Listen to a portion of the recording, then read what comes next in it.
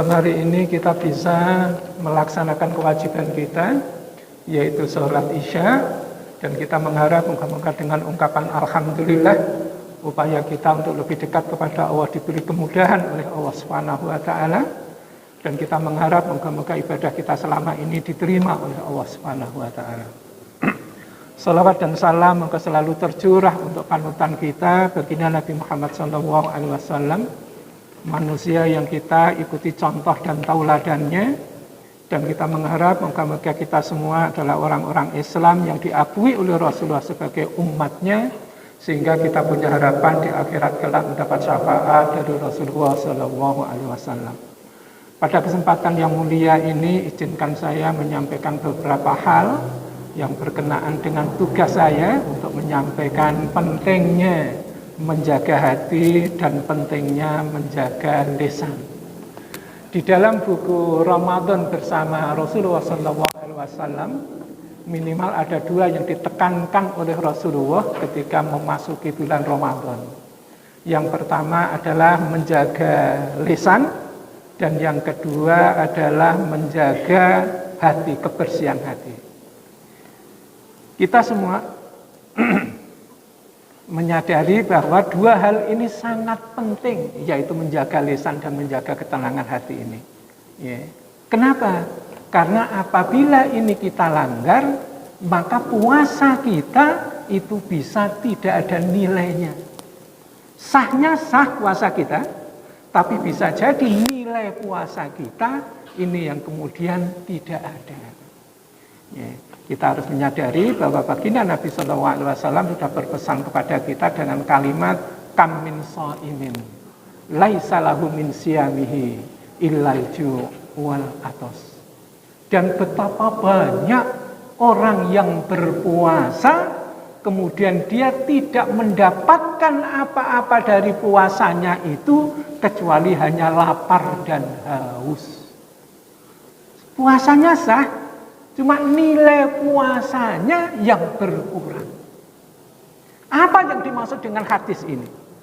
Imam Sufyan Ats-Tsauri itu mengatakan bahwa orang yang berpuasa di bulan Ramadan, tapi dia tidak mendapatkan apa-apa dari puasanya itu kecuali lapar dan haus, adalah orang yang berpuasa tetapi tidak bisa menjaga lisannya. Dia melakukan ghibah. Ghibah itu membicarakan kejelekan orang lain. Membicarakan kejelekan orang lain di bulan Ramadan itu bisa-bisa menghancurkan nilai Ramadan kita. Imam Al-Mujahid mempunyai pendapat lagi, di samping ghibah yaitu dusta. Orang yang berpuasa di bulan Ramadan walaupun dia berpuasa, tapi kata-katanya dusta, itu dia tidak mendapatkan apa-apa dari puasanya itu. Imam Al-Ghazali di Tazkiyatun Nafas, beliau ini mengatakan atau beliau ini berpendapat di samping dusta, di samping ghibah, maka orang yang berpuasa tidak mendapatkan nilai, tidak mendapatkan pahala, yaitu jika dia berpuasa kemudian berbuka ini dengan makanan yang haram. Ketika dia berbuka dengan makanan yang haram, maka dia tidak mendapatkan apa-apa nilai puasanya itu. Untuk standar kita, nggak mungkin kita puasa dengan bangkai, dengan daging babi, minum dengan khamr, nggak mungkin. Tapi Imam Al-Ghazali menekankan, yaitu orang yang berbuka, kemudian dia buka dengan makanan yang halal, tapi sumbernya dari yang haram. Makanannya sih halal makanannya, tetapi asal usulnya makanan itu dari yang haram.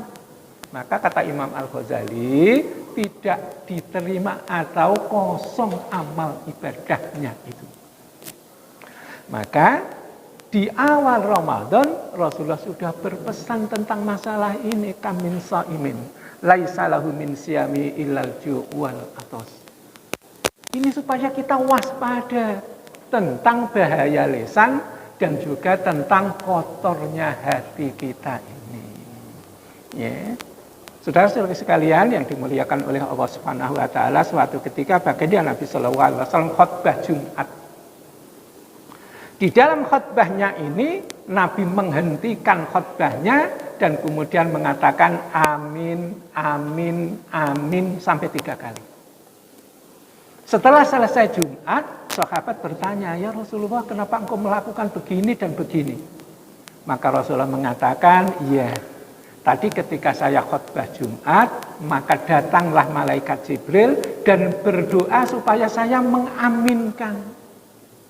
Doa yang pertama adalah celaka orang-orang yang punya orang tua, hidup bersama orang tuanya, baik seorang diri atau keduanya, tapi tidak bisa menyebabkan orang itu masuk surga. Maka itu saya aminkan. Yang kedua, celaka orang yang mendengarkan nama engkau disebut, kemudian tidak menyampaikan sholawat dan salam. Dan yang ketiga kata Rasulullah, ragima anfu abdi dakhala alaihi Ramadan lam yukfar lahu. Celaka orang yang ketemu atau memasuki kepadanya bulan Ramadan dan dia tidak mendapat ampunan dari Allah Subhanahu wa taala. Kenapa orang ini tidak mendapat ampunan? Yaitu karena tidak kebersihan, hatinya tidak bersih. Maka oleh sebagian ulama itu meminta ketika masuk bulan Ramadan memperbanyaklah minta maaf, memperbanyaklah minta maaf, banyak bertaubat dan lain sebagainya. Ini yang dianjurkan. Ya, oleh karena itu kita perlu juga di sini untuk meniru, yaitu mencoba semaksimal mungkin untuk menghilangkan penyakit-penyakit hati ini.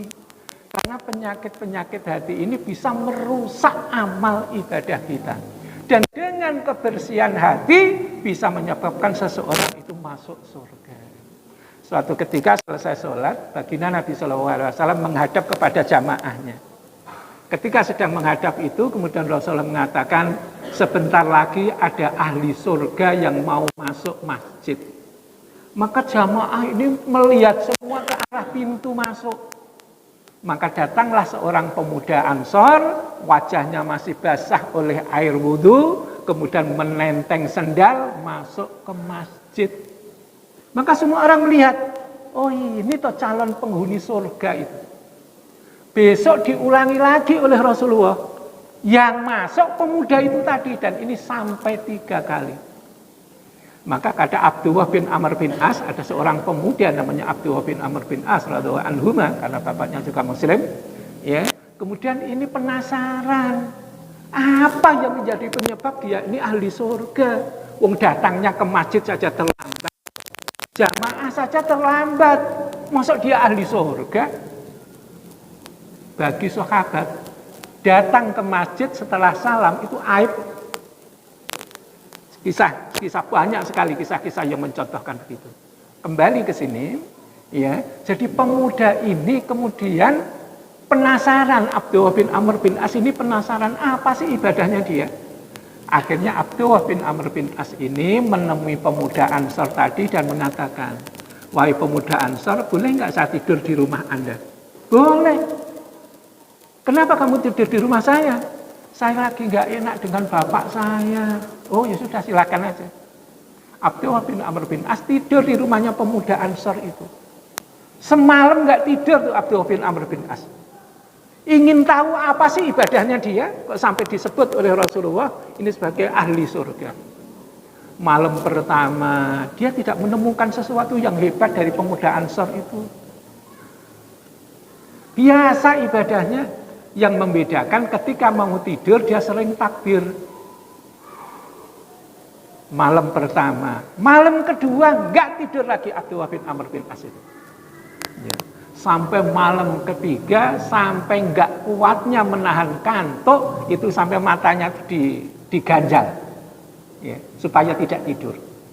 Tapi tetap saja dia tidak menemukan yang hebat dari pemuda itu, nggak menemukan. Akhirnya Abdullah bin Amr bin As ini menemui pemuda tadi dan mengatakan, wahai pemuda Ansor, sebenarnya saya nginap di rumah Anda bukan karena saya tidak enak dengan bapak saya. Tetapi saya nginap di rumah Anda karena Rasulullah mengatakan seperti ini. Dan yang masuk itu Anda. Dan ini dikatakan oleh Rasulullah sampai 3 kali. Saya ingin tahu, saya ingin menyelidiki apa sih amalan kamu yang bisa menyebabkan Anda disebut oleh Rasulullah ini sebagai penghuni surga.